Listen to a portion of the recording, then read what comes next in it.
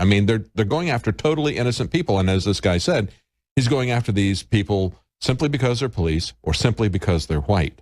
And that's the kind of mental illness that we see happening here. It all goes back, I think, to the fact that people are just looking at ways to spend their time and not to invest their time. They're not looking at what they want to do with their lives, preparing a better life for their children. You know, as you were talking earlier about China, you're saying the middle class has grown twice as fast as that in the United States. They're seeing an increase in the standard of living. That's not to say that their absolute wealth is better than ours at this point, but they see things that are gradually improving. That makes you happy. That gives you dreams. That gives you goals. It gives you a future that you can look into. And they're making things, okay? Now, some of them are making things under slave labor conditions, and that's not a good thing. But they're creating wealth because manufacturing has been moved over there. Meanwhile, we've got the people who are selling free trade telling us, hey, these people work for free. They'll work as your slaves. Why not use them? And then we wind up in this service economy where we're just doing each other's laundry. We're not creating a future. We're just living off of our current status. But then it even goes from that. We had Gary Johnson talking about, yeah, well, you know, free trade is great because of that. And you know, we got these clean service industries, but the future is Uber, the gig economy, where you're going to not own anything. You're not even going to have a full-time service job. You're going to have this precarious position. That's where the precariat are. You're going to have this precarious position where you know the guy who's running Uber wants to own all vehicles and he doesn't want to have any employees. So you're going to go into this temporary job, which is super temporary because it has absolutely no future. And people think they're getting the bad end of the deal now. People have accepted a bad deal. It's true. And you got that Chinese, the article about the Chinese economy right here. It says the Chinese savings network ranges from 50,000 to 500,000. The momentum gained traction in 2000. Since that time, China's middle class has grown at twice the U.S. rate. These numbers are quite shocking when you consider the average worker in the U.S. does not even have $5,000 in savings. And earlier we talked about that. 62% have less than 1,000. So, I mean, because if you don't make anything, you're not going to... if you lose your manufacturing capability, not only do you become dependent on other countries, you got to buy your manufactured goods, even for your military. It's impossible to buy anything these days that's not from China. And even at a large level, business-to-business level, right? When I'm looking at stuff to buy, like real products, even the manufacturers that we work with and stuff, they all say it's almost impossible to avoid China now because they have a monopoly on the entire system. And we are weird because we say, well, we don't want the Chinese stuff. And they're like, well, it's way less money. I mean, you're going to make way more money. Say, no, we don't want it, actually. You know, in terms of a hat or something, you know, every now and then, that's fine. I'm talking about something you're going to ingest in your body. You know, they'll say, well, this version of the, you know, vitamin C or whatever from China is way cheaper. It's way better. It's high quality. No, it's not. I know what it is. Yeah. You know? Well, I mean, it gets back to the point where if you get all your hats from China, then who's going to buy your products that you make here, if you in fact make anything? Or if you want to do other people's laundry, what are they going to, how are they going to pay you? That's what we see happening now with the robot economy. That's going to replace and disrupt everything, both horizontally and vertically. It's going to affect every industry horizontally. It's going to affect every different level, from blue collar to the top white collar jobs. It's going to be incredibly disruptive. And it's really going to create a precariat, okay, that is multi-class based and throughout all these different industries. It's precisely what they have done to us with China. And we look at China and we say, well, I don't want to work under these slave labor conditions where people are committing suicide. They got to, you know, have suicide nets out there in the Foxconn factories and everything. It's horrible living conditions. But, you know, quite frankly, it's a step up for these people from the conditions that they were under Chairman Mao. Okay, so now we've got socialism being sold to us as well as a decline in our standard of living. It's a very bleak process if we don't get control of things. I think that's one of the key things when we look at Donald Trump, the idea that we are going to put America first, that we're going to start to reclaim our independence. One of the things to do that is to have tariffs. You know, we used to run our country when it was constitutional size on tariffs alone. Thomas Jefferson bragged about the fact that nobody internally in America knew a tax man. That's what he said in his second inaugural, because they could fund the entire government simply on tariffs. When we got the income tax, okay, when we got all that put in, they changed the tax structure. They gave us the income tax. They cut the tariffs. They gave us the Federal Reserve. That's when everything changed in 1913. It's been a awful system for us for the last 100 years. Well, you know, earlier we were talking about if you were a doctor and you looked at America as a country and you give a diagnosis, you wouldn't just look at the symptoms, the root issue. I think a doctor, a psychiatrist, well-trained psychiatrist would look at America and say that America has a mental sickness. Truly, I mean, very schizophrenic. Think about what you just said. So you were talking earlier, you know, people say that, for example, okay, a cop potentially discriminated and killed a black person. Okay, kill cops. Wait, what? And then you say, you know, America's economy is bad. Okay, ship everything to China. Everything that we do, it seems, is a complete insane reaction. Like the banks are looting everything. Oh, we need to tax more of the lower income people. Yeah. It's like, or, oh, the 0.0001% is destroying the world. And then some of the population says, all rich people are bad. wait, what? Wealth is bad. People that own businesses are bad. They need to pay more taxes. It's all just insanity, almost at every single level of it. Clearly, there's sane people, but stuff like this is going to creep up because when you're focused on the insanity, stuff like this is going to creep up. World food prices post biggest rise for 4 years in June. We've talked about this quite a bit before, but world food prices posted their biggest monthly rise for 4 years in June. Buoyed by a surge in sugar and increase for most other edible commodities, the UN Food Agency said on Thursday. So as we're busy just being crazy and being freaked out about all this kind of stuff, food prices are rising, the economy is shifting, things are actually happening, they're important. But again, we lose the details. Absolutely. Too busy. David Knight with Anthony Gucciardi. Stay with us. We'll be right back. Paul Joseph Watson. Welcome back to the Alex Jones Show. I'm David Knight with Anthony Gucciardi. We're going to talk a little bit here about the convention coming up. And as part of that convention, InfoWars, of course, is going to be covering both of the conventions. It's going to be quite a fight inside and outside of the convention, I think. Although we saw Bernie Sanders bury the hatchet with Hillary Clinton today. He doesn't have a problem with the Trans-Pacific Partnership. He just wants her to win at this point. But we still have Republicans who are fighting Donald Trump. We're going to be there covering it. One of the ways that you can support us, of course, is to buy the products that you'll find at InfoWarsStore.com, at InfoWarsLife.com. We try to offer you the very best products we can at the very best price we can. And periodically, we discount them even further as an appreciation.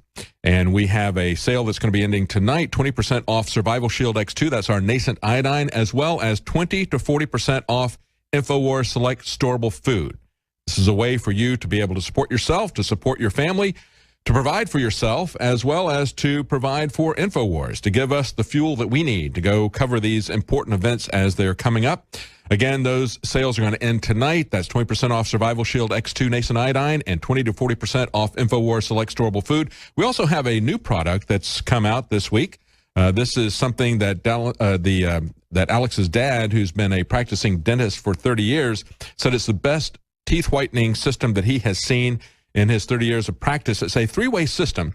It uses a sonic toothbrush that vibrates an average of 27,000 times a minute for a very deep clean, as well as a whitening gel and a blue wavelength technology.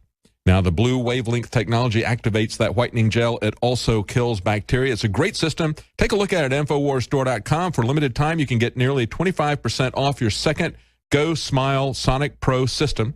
It's part of our exclusive listener special at InfoWarsStore.com. Anthony, we were talking during the break about Jeb making his first statements for quite some time at close to the convention starting this next Monday. He had, I thought, a couple of interesting things to say. He said that he would be very sad if Trump was elected. He would be very worried. And yet, he says, if Hillary is elected, he'll feel vindicated. No regrets there for Jeb. He doesn't have our best interest at heart. He has his political career at heart, doesn't he? You know, it did remind me of the story that we're talking about in the break, because this individual actually also lost 90% of his brain. Yes, that sounds like Jeb, doesn't it? So this is a very interesting story to close out with. So it says, a civil servant missing most of his brain challenges our most basic theories of consciousness. So this guy had a like Jeb, yeah. Had a medical condition, and 90% of his brain was destroyed. But he's still walking around as a married father of two and a civil servant doing his own thing. I mean, he's functioning better than Jeb. So I wonder what percentage Jeb's lost. He's functioning way better than Jeb Bush. Yeah, that's right. So I actually think Jeb should hire him as an advisor. But if you look at the picture on the article, basically pretty much all his brain is gone. And they thought for sure he would just kind of be a vegetable, a brain dead or whatever. And it took 30 years for this to happen, fluid build up in his brain and stuff, but he's totally fine. He has a lower than normal IQ for sure. It's very low. I don't know. It doesn't specify if he was born that way or not, but he's walking around as father of 2 kids with his 90% of his brain missing. So it's very interesting. It changes everything we know about what is consciousness and self-awareness and everything like that. So. Well, we don't know what Jeb's IQ is, but we can take some educated guesses. This headline from... And for the record, I think we should elect this person as president. That's right. From Breitbart says, Jeb says conservatism is temporarily dead and the Pope's border mass fueled Trump. You know, Jeb is temporarily dead, and especially if he doesn't realize that the Pope's open borders hurt him. What does he think open borders that he was pushing did for him? I mean, that was a central part of what he was pushing. Stay with us. Paul Joseph Watson is going to be back for the 4th hour. We're Anthony Gucciardi and David Knight. Thanks. We are back live. It's the 4th hour of the Alex Jones Show with me, your host, Paul Joseph Watson. I will be with you for the next hour, and I'll be joined at the bottom of the hour by transgender YouTube commentator Blair White. Now, she posted a video that was critical of Black Lives Matter. And just wait until you hear about the hatred, the harassment that she received as a result. She was doxxed. Her address was revealed. Her family was targeted by these Black Lives Matter extremists. But CNN told me, Sally Kohn told me that this was a peaceful group. Surely this can't be. We're going to talk to Blair White at the bottom of the hour. But again, we've seen this narrative after Dallas over and over again. I'm going to delve more into it after the break. That Black Lives Matter is just a peaceful group. How many videos, how many Facebook posts, how many actual violent attacks on cops, on other people do we have to see before we change this narrative that Black Lives Matter is a peaceful group? Police officers in St. Paul, Minnesota, having concrete blocks dropped on their head. That happened on Saturday. Officer suffered a fractured spine, throwing fireworks at police officers, rallying up protesters saying we need to bust a cap in police officers, we need to run them down, we need to run up on them. We've got more news about this today. I'm going to get into it more after the break, but the Indie Channel is reporting IMPD officer's house shot 5 times, man in custody. This was a Black Lives Matter supporter, got out of his vehicle, yelled F the police, and shot at this officer's house and car with his 10-year-old son in the house. Again, this is a peaceful group, of course. Don't forget, Sally Kohn, CNN told me. This is out of the Detroit News. Detroit police arrest 4 for threats against cops. Detroit police arrested 4 men for allegedly threatening on Facebook to kill police officers. One of the men reportedly posted, quote, "All lives can't matter until Black Lives Matter. Kill all white cops." But again, Black Lives Matter is a peaceful group. CNN told me. Sally Kohn told me. In fact, Sally Kohn told me that she hadn't seen anyone from Black Lives Matter, anyone sympathetic with Black Lives Matter, celebrating or justifying the attack on the Dallas police officers. Really? Really? You can go on Twitter at any minute of the day and see people celebrating this attack. Go onto Twitter right now and chant in pigs, cops, Black Lives Matter. You will see thousands of people every single day celebrating these attacks, justifying these attacks.